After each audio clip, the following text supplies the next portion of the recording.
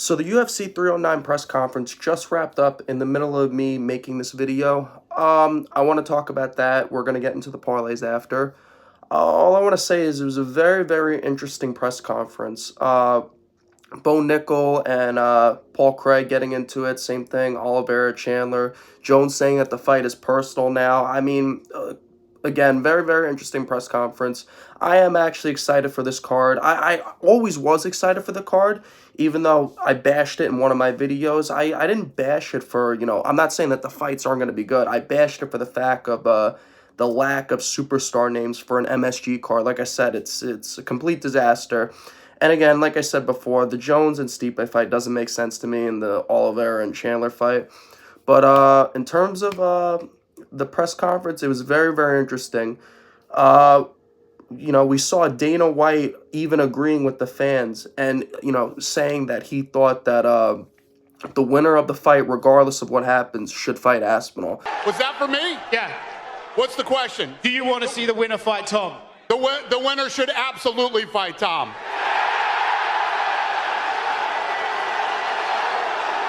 Which is very, very interesting because, as much as he glazes John Jones, as everyone says, very, very interesting to see him, stick to his guns and say, the winner's got to fight Aspinall. And I agree. He's the interim champion. He's the number one guy, number one contender. For Jones to sit here and say that he's nobody is ridiculous because, again, he's the number one contender. He's beaten pretty much all the top guys. There's nothing else you could really say. So Jones can't run anymore as much as he wants to. So he's either got to retire or he's got to fight him. I don't think they're giving him the Alex fight. So that's what I think about that. And then Oliveira and Chandler going, not really, I wouldn't say talking shit to each other. It was more of, fans, asking questions. And Chandler kind of going back on what he said about calling Oliveira a quitter, a bunch of different things. Oliveira's locked in. Seems like he's locked in. Seems like Chandler's locked in. I think it's going to be a very, very interesting fight between those two. I'm actually excited for that fight. I don't know. Again, could go either way. It's a toss-up fight for me, honestly. Realistically, again, it's a toss-up fight. We're going to get into it in the parlays. But going on to Bo Nickel and Paul Craig going back and forth. Again, very, very interesting. Paul Craig doing his usual thing, talking shit back, He's said he's going to catch him with a triangle, but Bo Nickel's grappling is way too superior, and he's a lot younger and faster. Paul Craig just, is on a knockout lose streak right now, so he's probably, due for a very, very big, vicious loss. I honestly don't see Bo Nickel taking it down in this fight. I mean, he possibly could. He probably will, actually. It's stupid for me to say. But Paul Craig's hands are nothing special either. So for him to, strike and maybe knock him out in the first round, I think that, could be a severe case where something like that happens. And, all the other fights, like I said, nothing really crazy. But I think those three fights in general, those three fights are going to be very, very big. And we're going to get into it right now in the parlays. So taking a look at the fights that we got here, again, card changed a little bit. I believe the fighter 2 changed from what I was looking at. In terms of locks, who I think are live to win, obviously Jones is a lock, but I mean, what is it to really lock with him? He's a minus 625. The odds are pretty shitty for him. So I would say if you're going to bet on Jones, definitely, again, Jones is 100% a lock. 100% there's, he's going to win. He's going to win the fight one way or another. I'm going to put inside the distance, so I say he either, gets him KO or submits him, one or the other. But I think low-key, I'm feeling in my gut, in my heart, it's telling me that it's going to be a TKO stoppage, ground and pound finish. That's how I think that fight's going. Like I said, for me personally, for my parlays, I might make two, keep everything the same that I had, but one with Oliveira winning and one with Chandler winning, because, again, this is I'm really, really nervous to kind of just bet it all down, the whole parlay down on one of these fighters, because people don't understand that. Chandler is a very, very dangerous first-round fighter. I mean, he had Charles hurt in the first fight.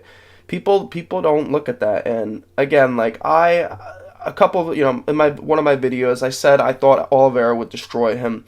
But something with this press conference really gave me a bad vibe in my stomach. And with all the upsets that we've seen recently, with I wouldn't say upsets, but fan favorite upsets like freaking Volk losing, with Max losing, I got a bad feeling in my gut. I think Oliveira could get put out. So I'm personally going to stay away from this fight. It's a fight that could go either way.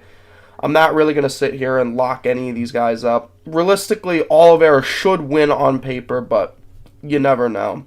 Chandler has very, very horrible, fighting IQ, so he could just shit the bed and that could happen. Or we could see a complete different version of Chandler comes out, championship Chandler comes out and finishes Oliveira.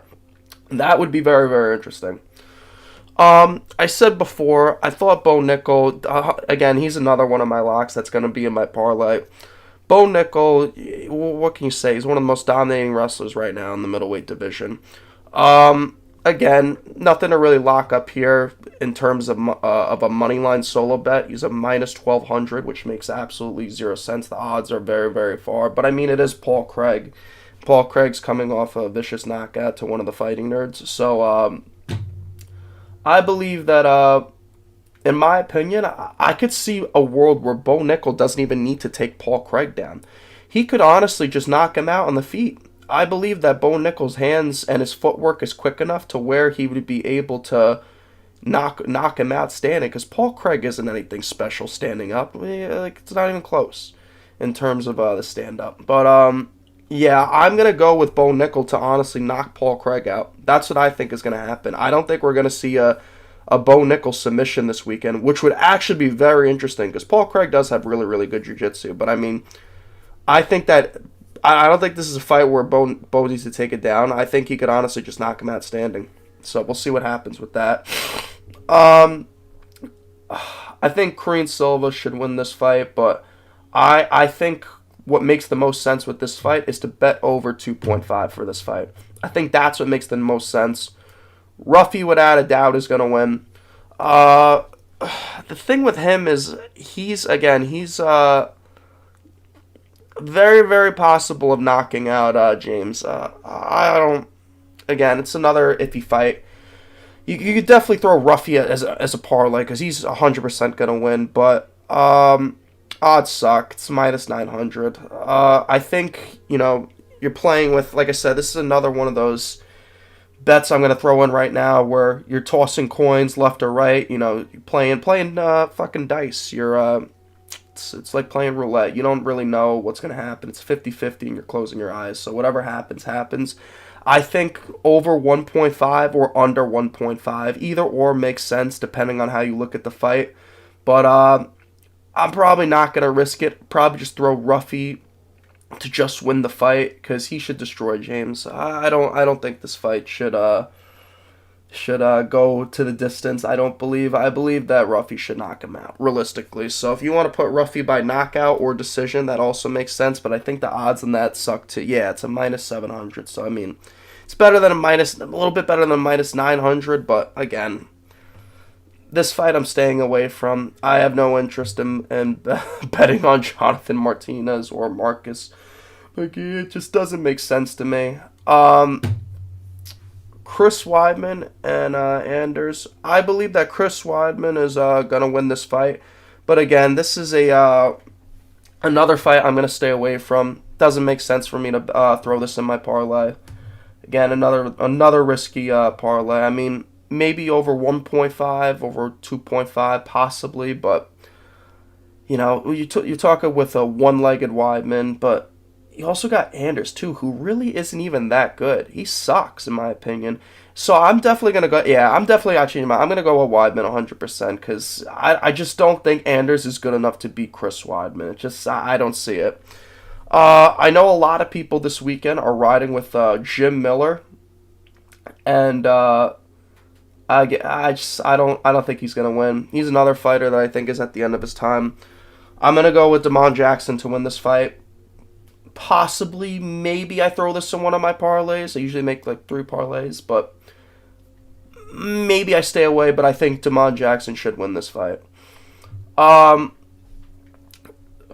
This fight, I think David's gonna take this fight. I think he wins for sure. I think his odds are high right now too. I got to look at his odds. I was looking at him. I think it was like a -1,000. So again, another thing you throw in a parlay. This isn't some separate money line bet or something.